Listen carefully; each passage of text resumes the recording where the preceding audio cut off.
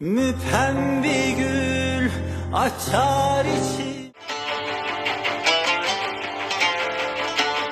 اگر طرفدار دو آتیشه سریال شهر دور هستی این ویدیو رو از دست نده.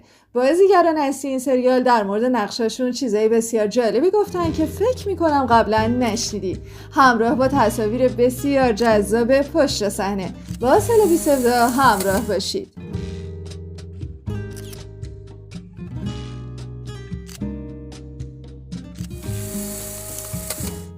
سریال زیبای اوزاک شهیر یا شهر دور که این همه دل و نگاه‌های مخاطبین رو درگیر خودش کرده به حق بهترین سریال چند سال اخیر ترکیه لقب گرفته. البته حتی همین سریال هم از حواشی جان سالم به در نبرده که توی یکی از ویدیوهای اخیر کانال مفصلا بهش پرداختیم. به اون ویدیو هم سر بزنید. امروز هم طبق درخواست خیلی از همراهان عزیز کانالمون پشت صحنه‌های جذاب این سریال جذاب رو واسهتون تهیه کردیم. البته همراه با اظهار نظرهای جالب بازیگران اصلی این سریال در مورد نقشاشون که مطمئنم خیلیاتون تا حالا نشنیدین.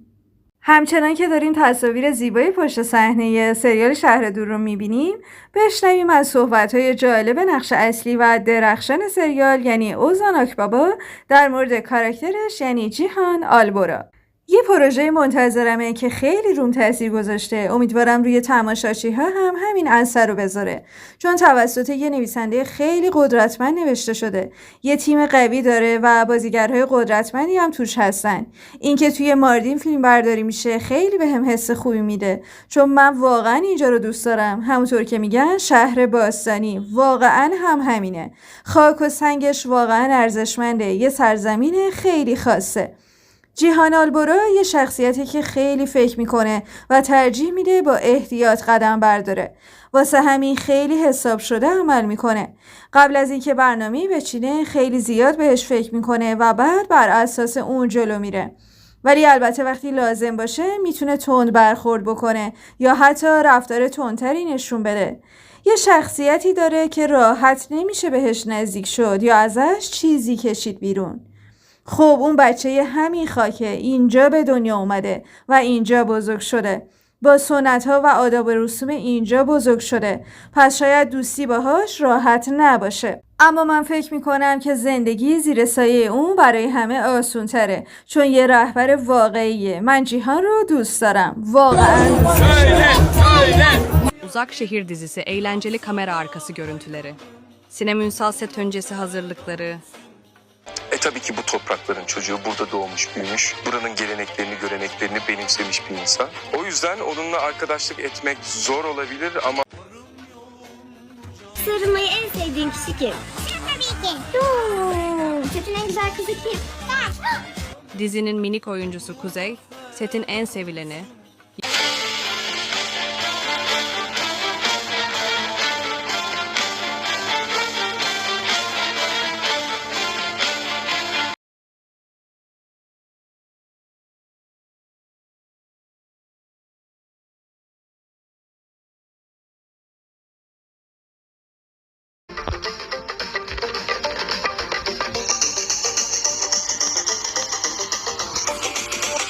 Çorba getirdim. Bana? Sen yaptın. Denize yaptım.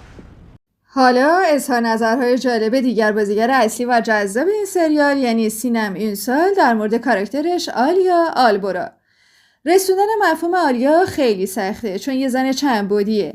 هیچ ویژگیش به تنهایی دوست داشتنی نیست. شاید بشه گفت قویه، ولی حتی اینو هم نمیخوام به شکل کلیشه‌ای بگم. واقعا میدونه چی میخواد. خیلی محکمه، خیلی خوب بلده چطور توی زندگی باقی بمونه. خیلی خوب بلده از خانواده‌اش محافظت بکنه. یک زن شاغل، تحصیل کرده، با شخصیت و خیلی منظم، چون دقیقا میدونه چی میخواد. از جنگیدن هم نمیترسه. خلاصه بگم خیلی نترس و شجاعه. در حالی که توی زندگی کوچیک خانوادگیش خوشحال بود، ناگهان اتفاق بدی میفته و مجبور میشه به زادگاه همسرش بره. برای اولین باره که زادگاه همسرش رو میبینه. اول شوک جغرافیایی بهش وارد میشه، بعد از اون بزرگی خانواده و بعد هم از طرز فکرشون شوکه میشه. دقیق تر بگم از سنت هاشون، چون میفهمه که همسرش پسر خانواده‌ای بوده که سخت پایبند سنت ها و آداب و رسوم 100 سالشون هستن و حالا با کشمکش هایی که بر سر pesar خودش پیش میاد یک جنگی şuruğu میشه. Gerçekten ne istediğini çok iyi bilen, sapasağlam hayatta kalması çok iyi bilen, ailesine sahip çıkabilen, kariyer sahibi.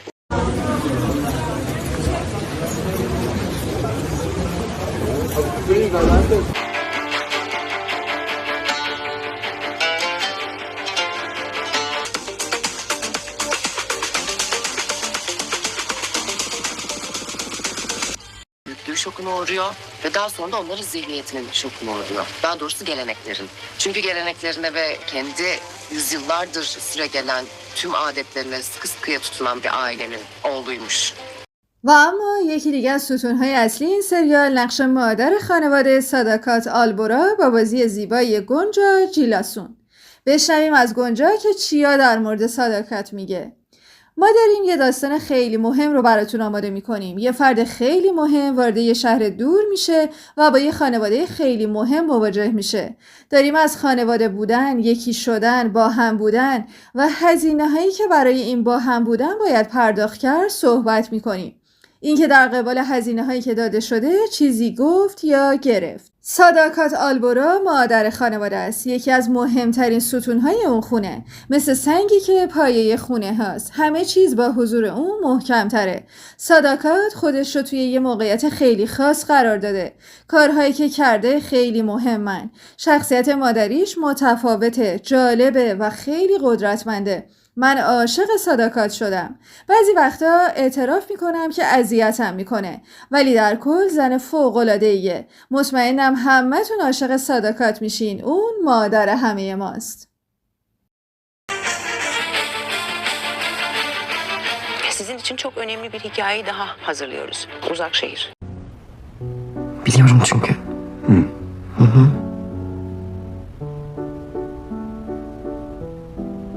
Durumumuz böyle demişsindir. Uzak şehire gelen çok önemli bir kişi var ve çok önemli bir ailenin yanına geliyor. Aile olmayı, bir olmayı, beraber Uzak Şehir dizisi eğlenceli kamera arkası görüntüleri.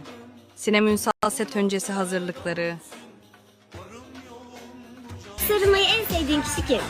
olmayı, bu beraberlik için bedeller ödemeyi ya da ödenmiş olan bedellerin karşılığında bir şeyleri söylemeyi ve almayı.